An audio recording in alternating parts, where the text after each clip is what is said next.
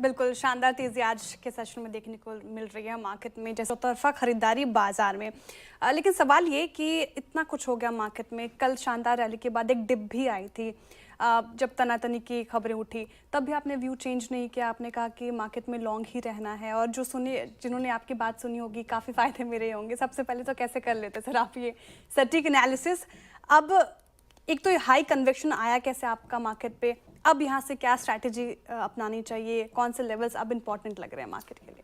देखिए, मार्केट में ना श्रेया इस समय हम एक अपवर्ड ट्रेंड में है। ये अपवर्ड ट्रेंड 21,800-22,000 से शुरू हुआ था, उसके बाद से लगातार ये अपवर्ड ट्रेंड रहा है। बीच बीच में एक दो बार झटके लगे मार्केट को, वो एक बार टैरिफ का झटका लगा, एक बार इंडो पाक कॉन्फ्लिक्ट का झटका लगा, और ये इस बार ये क्रूड का झटका लगा। लेकिन हर बार मार्केट ने आपको रिवॉर्ड करा अगर आपने उस डिप में कॉन्फिडेंस में बाइंग की। देखिए मार्केट का जो ट्रेंड है ना, ये मीडियम टर्म में अप ट्रेंड में, बीच बीच में लेकिन गोते बड़े खा रहा है ये। अब उस गोते में आप अगर स्टेबल रहें, कल फॉर एग्जांपल कल आफ्टरनून में मैंने क्या व्यू लिया था, हालांकि कुछ लोगों को डाउट था इसमें, कुछ लोग कह रहे थे नहीं वो ब्रेकआउट अगर होता तो नहीं है तो बेटर रहेगा कि शॉर्ट ट्रेड कैरी करें, लेकिन नहीं।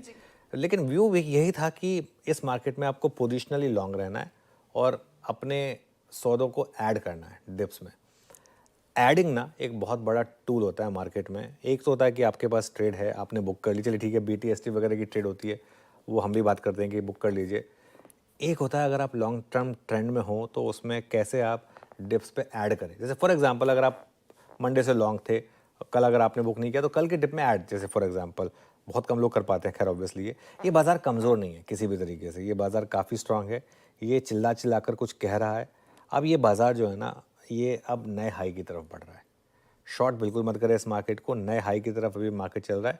हाँ, बीच बीच में ये मार्केट जो है ना, ये आपकी पेशेंस जरूर टेस्ट करेगा जाएगा, लेकिन हम ऑल टाइम हाई की तरफ बढ़ चुके हैं, इसमें मुझे कोई डाउट नहीं है। अब आपका पेशेंस जब टेस्ट हो उसमें आप क्या करेंगे, ये बहुत इंपॉर्टेंट है। अभी भी देखिए, मैं फिर एक चीज़ बोलूँ तो इस लेवल पर भी डाउन साइड कितनी है, 24,800। आई थिंक हमने एक वेल डॉक्यूमेंटेड सपोर्ट लिया 24,800 पर।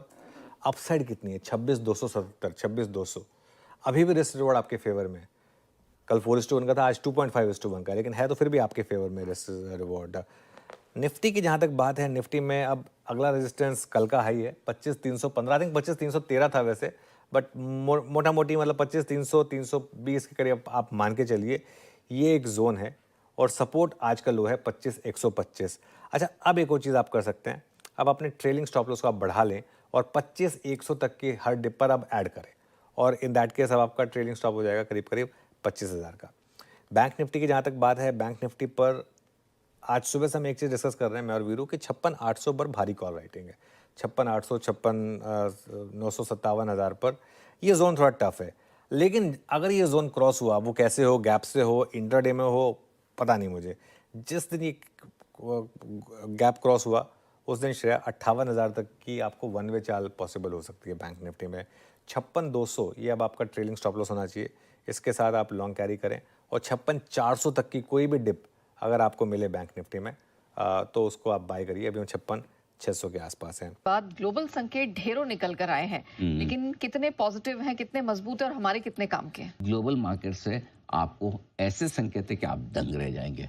मतलब ढूंढने जाएंगे तो ढूंढ नहीं पाएंगे कि कोई नेगेटिव है क्या। और जब मैं कह रहा हूँ कि इतने सारे पॉजिटिव संकेत एक साथ हैं, तो फिर ये जानना और समझना जरूरी है। नंबर 1 सबसे पहले ये कि एक साथ इतने बढ़िया और अच्छे संकेत ग्लोबल मार्केट से बहुत लंबे समय बाद मिले हैं। क्या है? पहला, युद्ध विराम करने के लिए ट्रंप ने कमर कस ली है, ठीक है। और कल देर शाम से दोपहर में जो एक बार खबर आई थी कि शायद पहले इजराइल फिर ईरान दोनों की तरफ से हल्के फुल्के युद्ध विराम को तोड़ने की खबरें आई हैं। थोड़े एग्रेसिव स्टेटमेंट्स आते दिखे ईरान की तरफ से। नेतन्याहू साहब ने भी बड़े एग्रेसिव स्टैंड दे के हमने जो हासिल करना था कर लिया, ऑब्जेक्टिव पूरा हो गया, परमाणु कार्यक्रम तहस नहस कर दिया। ईरान ने बोला कि जाओ तुम्हारी ऐसी तैसी, ये सब उन्होंने बोल दिया युद्ध विराम की घोषणा के बावजूद। तो ऐसा लगा कि ये टिकेगा नहीं टिकेगा, लेकिन ट्रंप साहब ने डिसाइड कर लिया कि मैंने मेरा काम कर दिया, मुझे 3 जगह बम गिराने से मैंने गिरा दिया, अब मैं लड़ने नहीं दूंगा। और पहली बार उन्होंने अपने मित्र को फटकार लगाई है, इजराइल को, कि युद्ध विराम तुमने तोड़ा तो खेर नहीं, देख लेना, मैं तुम्हें देख लूंगा। समझे? मतलब कहें कुछ भी करो, मार पीट के वो नोबेल प्राइज ले मुझे लगता है नोबेल प्राइज देने वाले को ना धमका दे, नहीं दिया तो तेरी अशांति भंग कर दूं, मुझे शांति का नोबेल प्राइज दे दे, नहीं तो तू शांत नहीं रह पाएगा। वैसा वो उस पर लगेगा। जो भी हो, पहली बार उन्होंने अच्छी चीज़ के लिए धमकाया है कि लड़ो मत। दोनों को, ईरान को भी चेतावनी दी और इजराइल को थोड़ी ज़्यादा चेतावनी दी।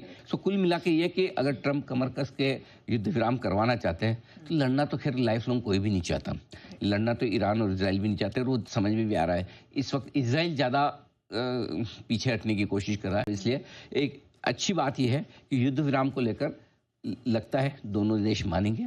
अमेरिका, ट्रंप पूरी तरह से लगे हैं और ऐसे में कुल मिलाकर आपके लिए वहाँ से संकेत हैं अच्छे। नंबर 2, कच्चा तेल $67 के नीचे कल लगभग इन्हीं लेवल के आसपास आया था, 66 के आसपास, 70 तक पहुंचा, वापस 5-6% की कमजोरी होती हुई दिखी। तो कच्चे तेल का लगातार नीचे बने रहना हमारे लिए बहुत अच्छा संकेत है और हमारे लिए जोश भरने के लिए काफ़ी है।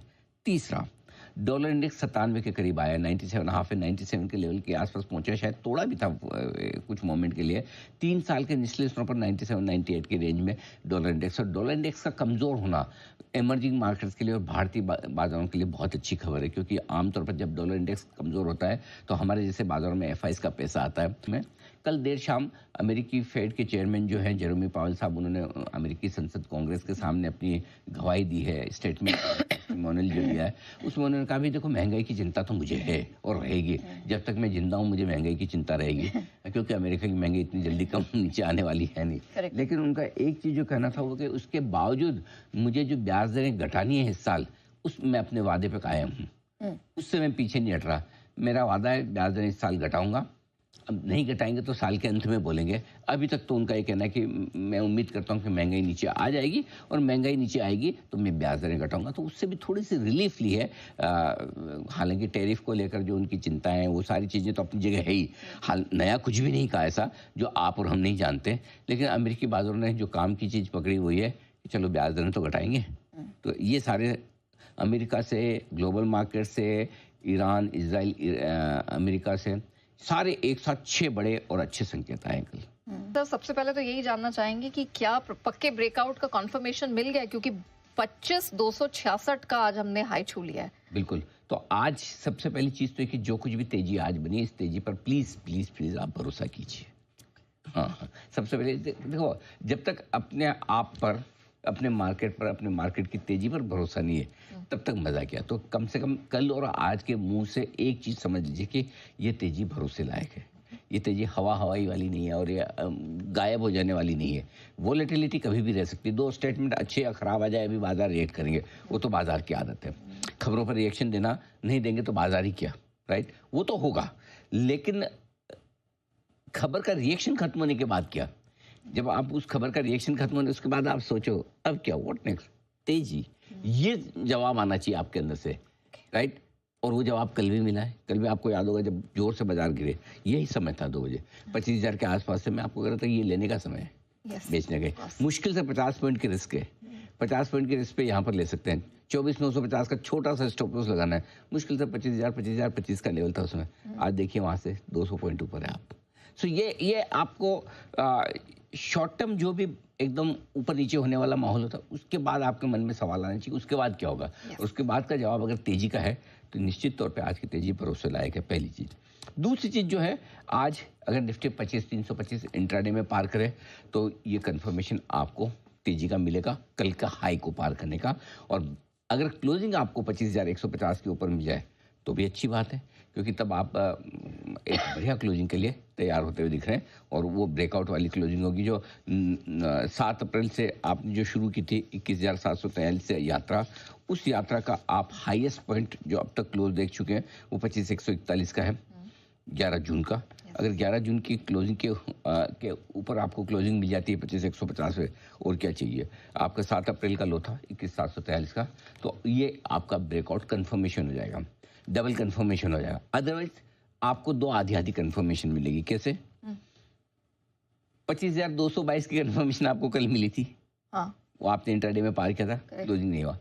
आज हो सकता है 25,325 की कंफर्मेशन ना मिले, ओके, जो यहाँ से 75 पॉइंट दूर है। लेकिन अगर 25 150 के ऊपर बंद होंगे तो आज आधी कंफर्मेशन, दोनों साथ में आए तो कॉन्फिडेंस आपका बढ़ जाता है। एक ही दिन में दोनों कंफर्मेशन मिले तो फिर वो जल्दी से टूटता नहीं।